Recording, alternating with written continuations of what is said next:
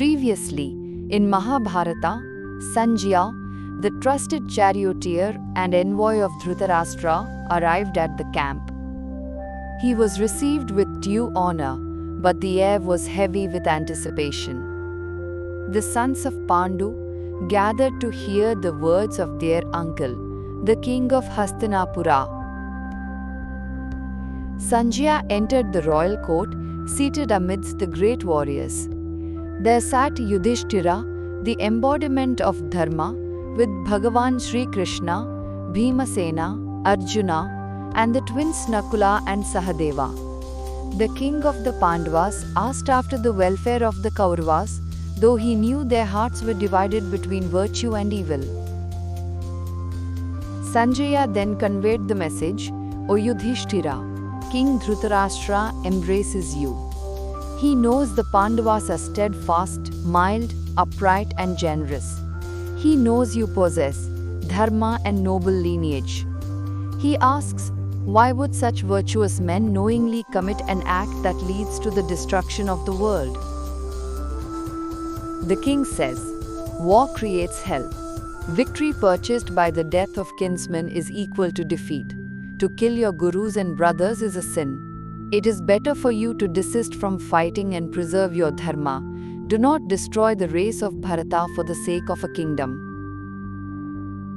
Then Sanjaya's voice turned to warning. Who can withstand the Kauravas?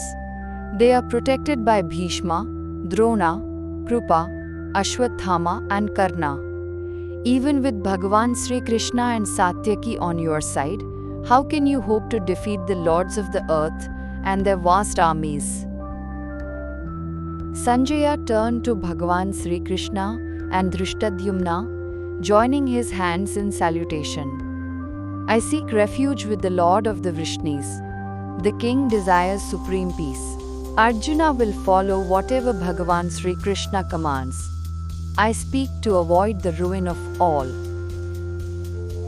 Yudhishthira broke his silence. I desire peace more than anyone, Sanjaya. But why does the king speak of dharma now? He ignored the wisdom of Vidura. He follows the evil counsel of his son due to blind affection.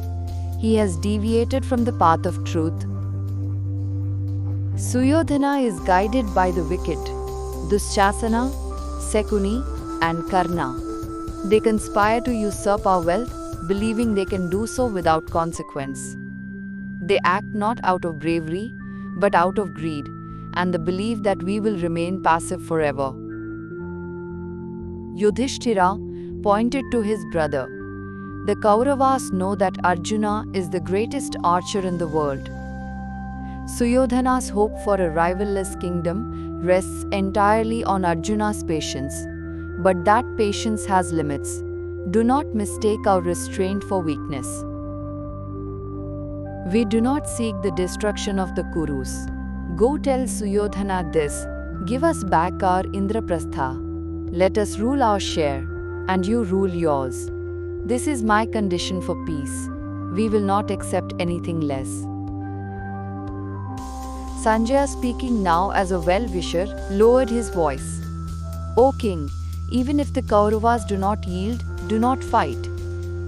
It is better to live on alms in the kingdom of the Andhakas and Vrishnis than to obtain sovereignty by killing Bhishma and Drona. Do not let your anger destroy your fame. Coming next. Heavy with Sanjaya's words, Yudhishthira turned his gaze to the one person who could clear the fog of confusion. He looked at Bhagavan Sri Krishna, seeking the path between duty and non-violence. And Bhagavan Sri Krishna prepared to speak.